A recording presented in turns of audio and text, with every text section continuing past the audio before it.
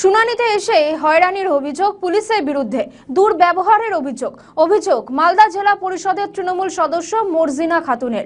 মালদা জেলার হরিশ্চন্দ্রপুর ১ নম্বর ব্লকে নির্বাচন কমিশনের হিয়ারিং চলাকালীন ব্যাপক উত্তেজনা সৃষ্টি হয়। একাধিক অভিযোগ ওঠে। এরপরই ক্ষোভে পুলিশকে ঘিরে বিক্ষোভ। জনতার ক্ষোভের মুখে মালদার হরিশ্চন্দ্রপুর থানার পুলিশ। আমি আমার বউর 9 মাসের প্রেগনেন্ট। আমার বউর লাইনে দাঁড়াতে পারে না, ভিড়ের জন্যই আমি লাইনে দাঁড়াইছিলাম। লাইনে দাঁড়ার পরে একটা সিভিল পুলিশ আসলো, আমাকে ঢেকে বেরিয়েছে। আমি বললাম স্যার সবাইকে বের করো। সবাই তারপর আইসি গেছে, তারপর আমার কলার ধরে গেছে, ধাক্কা মারে আমার বউ গেছে। আইসি হরিশ্চন্দ্রপুর থানার আইসি যে আছে, ও আমার কলার ধরে গেছে। তারপরে একটা ওই চশমা মানে কি আছে ওর দীপঙ্কর ও আমার বাবাকে মারলো, আমার বউকেও ধাক্কা মেরেছে।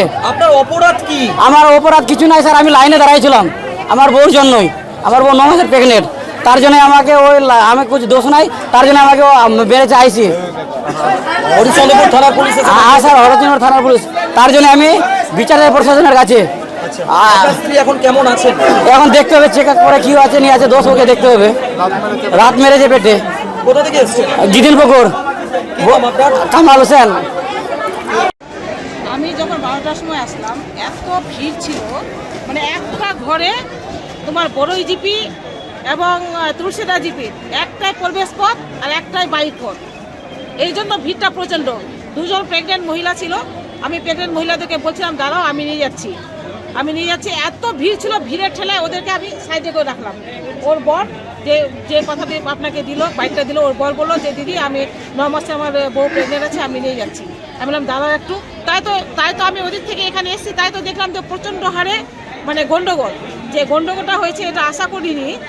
যে আমি সিভিককে দেখলাম, সিভিক যেভাবে মানে করেছে এটা কিন্তু আমরা আশা করিনি। পুলিশ কি সিভিককে লাথি মেরেছে? হ্যাঁ, এটা লাথি মেরেছে। ওরাই বলছে, আমি লাথি মারতে দেখিনি, কিন্তু ওরাই বলছে ওই প্রেগনেন্ট মহিলাকে লাথি মেরেছে একজন মহিলা। আর ওর শ্বশুর এবং ওর যে আছে স্বামী আছে, স্বামীকে কিন্তু প্রচণ্ড মেরেছে। আমি দেখেছি কলার ধরতে নিয়ে এসছে। তারপরে ওরা গাড়িতে উঠেছিল, আমি ঢুকলাম ওখানে। ঢুকে আমি তো কথা বলছিলাম, কথা বলে ওরা কিন্তু নামছিল। নামার পরে আপনি তো দেখতে পাচ্ছেন পাবলিক যা উত্তেজিত।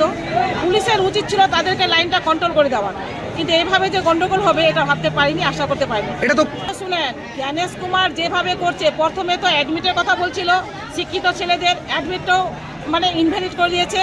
এখন কোনটা যে মানে কাগজ ভ্যালিডিটি হবে সেটা কিন্তু ওই নির্বাচন কমিশন আছে, নির্বাচন কমিশনে বলতে পারবে।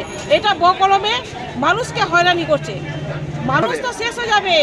হাজার মানুষ এখানে এসে উপস্থিত হয়েছে, মানুষকে হয়রানির শিকার হতে হয়েছে। এটা কিন্তু নির্বাচন কমিশন বকলমে বিজেপি সরকার, এটা কিন্তু মানুষকে হয়রানি শিকার হতে হয়েছে।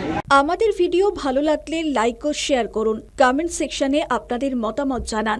আরও ভিডিও পেতে আমাদের চ্যানেলটিকে সাবস্ক্রাইব করুন এবং প্রতি মুহূর্তে খবরের আপডেট পেতে প্রেস করুন বেল আইকন।